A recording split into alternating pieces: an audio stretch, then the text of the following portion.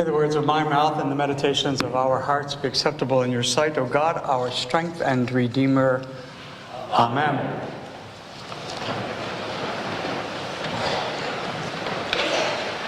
Today's gospel is most likely familiar to most of us, if not all of us.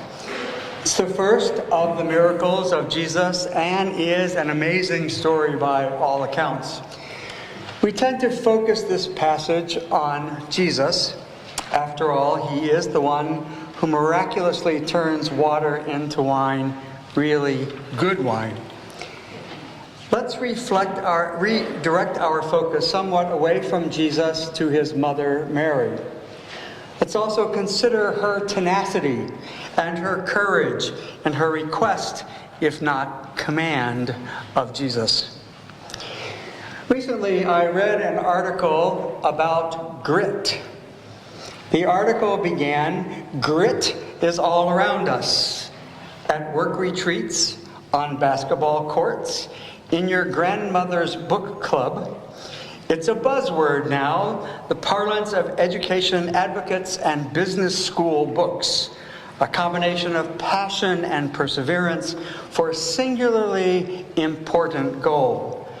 The article went on to describe grit as situational courage. When you need it now. I contend that this gospel passage, Mary, the mother of Jesus, had situational courage. She saw what she perceived as a considerable need, the newlywed couple, to be greatly embarrassed had they run out of wine at their wedding reception. One might consider Mary's request to have forced Jesus into a corner. Jesus just might have been startled, if not somewhat irritated, at her request.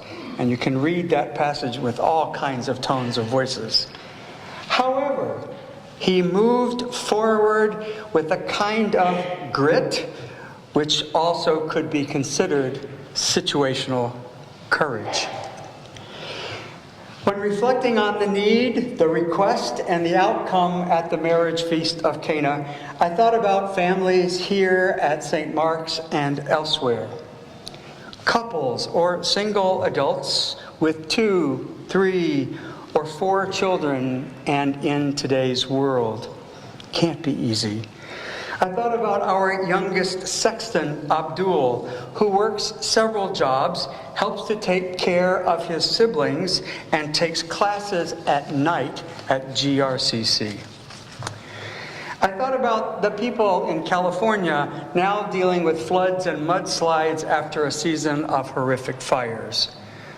I thought about our sisters and brothers in Syria, whose cities are essentially wastelands of broken concrete and shattered dreams. I thought about our neighbors at our breakfast cafe and those going without food or shelter this morning, as cold as it is outside. On a more positive note, I also thought about our brother Lee, who has lived 100 years and continues to smile with great courage and strength. I hope we can all agree that embedded in the human spirit is true grit, an ability to move forward with courage and strength, even in the face of tremendous obstacles. Where does that come from? Where do we find the courage and strength to carry on? Where do those working without paychecks find the courage and strength to keep working? Where do those dealing with potentially life-threatening disease find courage and strength to keep going? Where did our brother Martin Luther King Jr. find the courage and strength to carry on in his crusade for racial justice in America? So many questions in life. In my message last week, I said, "Who inspires us makes us who we are." The examples are all around us. We just have to make time to observe them. Does not Mary, the mother of Jesus, inspire us? Does not Jesus inspire us with the first of his miracles? Does not Martin Luther King Jr. inspire us with powerful words which ring in our ears long after his assassination in 1968? Darkness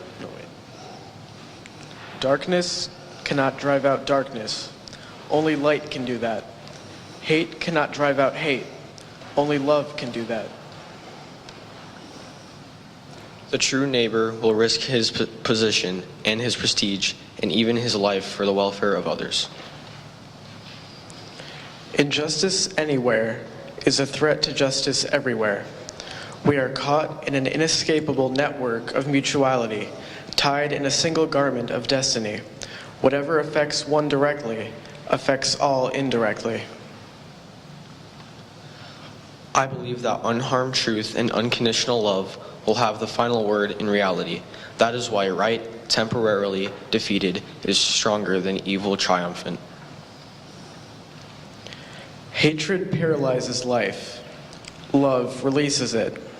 Hatred confuses life. Love harmonizes it. Hatred darkens life. Love illuminates it. Imagine the courage and strength of Martin, the strength that he must surely have had in his life's work. His mission sought to bring us a new awareness of justice for all people, an awareness that God created all equally, as our Constitution tells us. Martin's mission sought to bring us an awareness of those who have not, and those who struggle.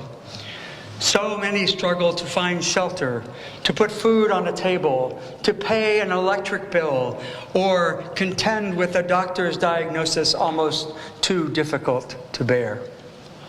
Several people in our parish have recently endured surgeries, and others are dealing with cancer of one kind or another, and my heart goes out to them. My heart also goes out to a dear, longtime friend and colleague who has stage 4 lung cancer. In a conversation with her last Sunday, she told me that she has 6 to 12 months to live. How do we endure? How do we find the true grit and situational courage to carry out and carry on in the face of adversity, even life-challenging adversity? I believe that we find the grit we need through the grace of God. God's grace is freely given. God's grace is ours to embrace, a grace which we need in life to carry on. Perhaps we all know people in our lives who are models of courage, who in spite of the circumstances of their lives, find the inner strength to move forward. Mary did. Jesus did. Many others did. And millions around the world continue to move forward in spite of the circumstances of their lives. Perhaps you and I have had to face challenges and had to endure with a kind of inner strength and courage. I pray that we can step back in gratitude for that strength which is ours in life. The Holy Scriptures are replete with stories of strength and courage. Think about the lives of Moses, Elijah, John the Baptist, Mary, the mother of Jesus, and Jesus himself. Think about those who have known adversity and carried on with an almost miraculous strength and courage. Today, let us give thanks for that courage and strength which are ours through the grace of God. That grace empowers us as it empowered Jesus, as it empowered Martin, and so many others in life. Our paths are illumined by the grace of God, the light of Christ. That light shatters darkness and is a light which no one or no thing can extinguish. We claim that light in Epiphany as the grace of God in our midst. Join me in gratitude to God. We give thanks for light, for strength, for courage. We give thanks for those around us who continue to inspire us to keep moving forward in life.